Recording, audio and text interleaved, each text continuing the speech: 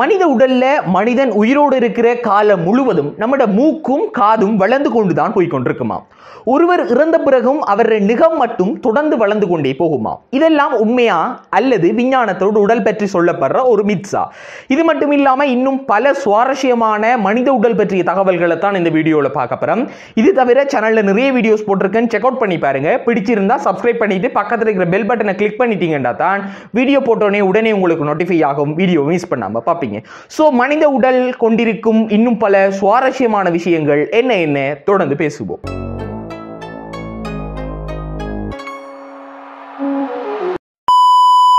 நம்ம பார்த்தோம்னா பொதுவா நம்மட வாயில கிட்டத்தட்ட எக்கச்சக்கமான உமிழ்நீர் சுரப்பிகள் இருக்கு.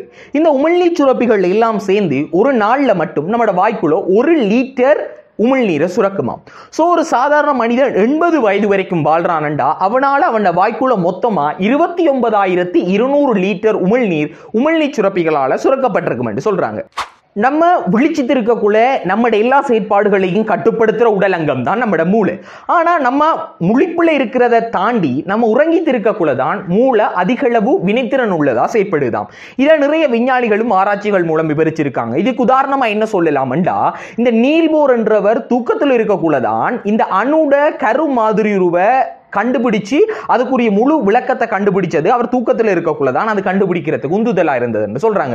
சோ நம்ம நினைக்கிறதுக்கு புறம்பா மூளை மனிதன் விழிச்சிட்டு இருக்கக்குள்ள இல்ல, உறங்கிட்டு இருக்கக்குள்ளதான் அதிக எஃபெக்டிவா வேலை செஞ்சு கொண்டிருக்கு. இதுக்கு காரணம் என்னண்டா, மனிதன் உறங்கி கொண்டிருக்கக்குள்ள மூளை வேலை செய்யறதுக்குரிய டிஸ்ட்ராக்ஷன்ஸ் எதிர்ப்புகள் குறைய இருக்கிறதால உறங்கி கொண்டிருக்கக்குள்ள மூளை அதிக வினைத்திறனா செயற்படுதுன்னு சொல்றாங்க. நம்ம எல்லாருக்கும் தெரியும், நம்மளோட உடம்புல அதிக முக்கியமான ஒரு ஒன்றா இருக்கிறது தான் இந்த குருதி. இந்த குருதியை உடல் முழுவதும் கொண்டு செல்றதுக்காக குருதி கலன்கள் பிளட் வெசல்ஸ் இருக்கும். சோ இந்த பிளட் வெசல்ஸ் எல்லாத்தையும் எண்ட் டு எண்ட் எடுத்து நம்ம கனெக்ட் பண்ணோம்னா நம்மட இந்த பூமி இருக்கு தானே, இந்த பூமியில ஈக்குவேட்டர் வழியே அதை 3 தரம் நம்ம இந்த பிளட் வெசல்ஸை வச்சு சுத்தி வந்துடலாமா. உதாரணமா பாத்தீங்கன்னா ஈக்குவேட்டர் வழியே இந்த பூமியில இந்த தூரம் எவ்வளவு இருக்குமெண்டா கிட்டத்தட்ட 40,075 கிலோமீட்டர். ஆனா இந்த பிளட் வெசல்ஸ் எல்லாத்தையும் நம்ம எண்ட் டு எண்ட் கனெக்ட் பண்ணோம்னா இதை 3 தரம் சுத்தி வந்துடலாமா. சோ அவ்வளவு நீளமான பிளட் வெசல்ஸ் நம்ம உடம்புக்குள்ள பின்னி பிணைஞ்சு இருக்குது. இதை தவிர இன்னும் ஒரு இன்ட்ரெஸ்டிங்கான விஷயம் என்னன்னா, இவ்வளவு பெரிய பிளட் வெசல்ஸுக்குள்ள வெறும் 6 லிட்டர் ரத்தம் தான் ஓடிக்கொண்டிருக்கிறதுதான் இன்னும் ஒரு இன்ட்ரெஸ்டிங்கான விஷயமா பார்க்கப்படுது. அடுத்ததா நம்மளோட உடல்ல இருக்கிற தசைகள் எல்லாத்தையும் ஆங்கிலத்துல மசில் என்று சொல்லுவோம். ஆனா இது என்ன காரணத்துக்காக மசில் என்று அழைக்கப்படுதுண்டா, இந்த மசில் அல்லது மஸ்குலஸ் என்றது ஒரு லத்தீன் மொழி சொல். இது உண்மையாகவே குட்டி எலி என்றுதான் பொருள்படுமா. ஏனென்றா இந்த லத்தீன் மொழி பேசுற மக்கள் என்ன செஞ்சிருக்காங்க, முதல்ல பைசப்ஸ் என்று அழைக்கப்படுற ஒரு மசில், கையில் இருக்கிற பைசப்ஸ் என்று அழைக்கப்படுற மசில் அந்த காலகட்டத்தில் ஒரு குட்டி எலி போல அவங்களுக்கு தெரிஞ்சதால அவங்க அதுக்கு மட்டும்தான் மசில் அல்லது குட்டி எலி என்று பேர் வச்சிருக்காங்க. அதுக்கு பிறகு காலம் போக போகத்தான் நம்ம உடம்புல இருக்கிற எல்லா பகுதிகளையும் எல்லா தசைகளையும் மசில் என்று அழைக்க ஆரம்பிச்சிருக்கோம். சோ மசில் என்றது ஆரம்பத்தில் குட்டி எலி என்றுதான் பொருள்படுமா. நம்ம முதலே பார்த்திருப்போம், நம்மட தோல் தொடர்ந்து புதுப்பிக்கப்பட்டு கொண்டே இருக்கும். அதாவது டெட் செல்ஸ் எல்லாம் அழிஞ்சு புது தோல் நம்மளுக்கு கிடைச்சு கொண்டே இருக்கும். அப்படி நம்மட வாழ்க்கை காலம் முழுவதும் சராசரியா மனிதனால 4 கிலோகிராம் டெட் செல்ஸ் வெளியேற்றப்படுதாம். ஒரு மணித்துளியில 30,000 டெட் செல்ஸ் வெளியேற்றப்படுது. இதை கணக்கு வச்சு பார்த்தோம்னா மனிதன் அவன் வாழ்க்கை தோறும் கிட்டத்தட்ட 1000 தடவை முழுவதுமா புது தோல் பெற்று மாறுறான் என்று சொல்லப்படுது. நம்ம பொதுவா பார்த்திருப்போம், இந்த நாகபாம்புகளை விட 40 தடவை அதிகமா மனிதன் தோலை புதுப்பிக்கிறதா விஞ்ஞான குறிப்புகள்ல சொல்லப்படுது.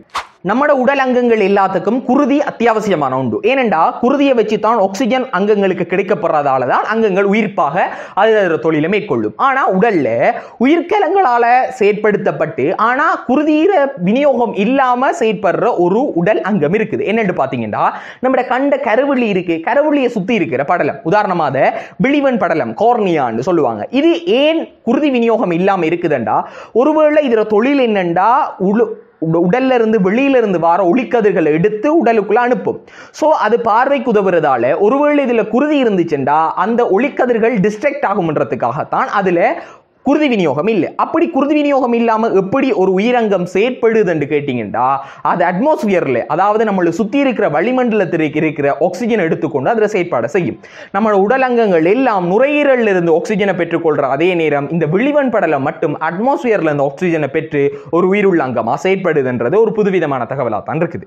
சோ நம்ம ஆரம்பத்திலே பார்த்த மாதிரி இதுவரைக்கும் உடல் சம்பந்தப்பட்ட முக்கியமான சில விசித்திர தகவல்களை பார்த்தோம். இப்போ பொதுவா பேசப்படுற ஒரு மித் ஆரம்பத்திலே பார்த்த மாதிரி நம்ம வாழ்ந்து கொண்டிருக்கிற காலம் முழுவதும் நம்மட மூக்கும் காதும் வளர்ந்து கொண்டு இருக்கும் என்று சொல்றாங்க. அது உண்மையாகவே ஒரு மித். என்ன காரணம்டா, வயது போக போக நம்மட தசைகள் தளர்ச்சி அடைகிறதால அது தொங்க ஆரம்பிக்கும். ஸோ புவியீர்ப்பு விசையால் அது கீழ் நோக்கி இழுக்க சான்ஸ் இருக்கு. ஸோ இந்த காரணங்களால நம்மட மூக்கும் காதும் உடல்ல இருந்து வெளிப்பக்கமா இருக்கிறதால வயது போக போக புவியீர்ப்பு விசையால் அது கொஞ்சம் கொஞ்சம் கீழே இழுபடுறதால சில வேளை அது பெரிதாகினது போல தென்படுமே தவிர மூக்கும் காதும் ஒருவேளையும் வளர வளர பெரிதாகிக் கொண்டே போகும் என்றது ஒரு முழுவதுமான ஒரு மித்தா தான் கருதப்படுகிறது. அடுத்ததான் நம்ம பார்க்க போற ஒரு மித் என்னண்டா, இறந்த உடல்களுக்கும் நகம் வளர்ந்து கொண்டு போகும் அல்லது நகம் வளர்ந்து கொண்டே போகும் என்று சொல்லுவாங்க. இதுவும் ஒரு மித். என்ன காரணம்டா, இறந்த பிறகு உடலை புதைச்சிட்டோம்டா அதை சுத்தி இருக்கிற தோள்கள் என்ன செய்யும், அழுக ஆரம்பிக்கும் அல்லது அதெல்லாம் சிதைஞ்சு போன பிறகு இந்த நகம்ன்றது ஒரு டெட் செல்ஸால் ஆனது. ஸோ அதை என்ன செய்யும், பெருசா உடனே பாதிப்படையாது. ஸோ அதுக்கு நமக்கு என்ன தெரியும்னா, இந்த தோல் எல்லாம் வழிஞ்ச பிறகு நகம் மட்டும் இருக்கிறதால நகம் வளர்ந்திருக்கிற மாதிரி ஒரு போலி தோற்றம் தென்படுமே தவிர இறந்த பிறகு எல்லா செயற்பாடுகளும் நிறுத்தப்படும். ஸோ நகமும் வளராது. ஸோ அது முற்றுமுழுதா ஒரு மித்தாகத்தான் கருதப்படுது. ஸோ இன்னும் முழுமையாக விவரிக்கப்படாத இந்த மனித உடல் பற்றிய தகவல்கள் இது சொற்பளவு தான். இன்னும் தெரிஞ்சு கொள்ள வேண்டியது நிறைய இருக்கு. இந்த வீடியோ உங்களுக்கு புதியதொரு விடயத்தை தெரியப்படுத்தி இந்த வீடியோவை லைக் பண்ணிருங்க. இப்படியான விடயங்கள் அதிக இன்ட்ரெஸ்ட் இருக்குமெண்டா சேனலை சப்ஸ்கிரைப் பண்ணிட்டு பக்கத்தில் இருக்க பெல் பட்டனை கிளிக் பண்ணிட்டு ஆல் அண்ட் கொடுத்தீங்கன்னா தான் நான் வீடியோ போட்டோன்னே உடனே உங்களுக்கு நோட்டிஃபை ஆக மிஸ் பண்ணாம பார்ப்பீங்க. தொடர்ந்தும் இன்னும் பல சுவாரஸ்யமான விஷயங்களை பேச இருக்கோம். MS ஓட தொடர்ந்து இணைந்திருங்கள். தொடர்ந்து பேசுவோம். இது உங்கள் MS தியரி. நான் உங்கள் MS.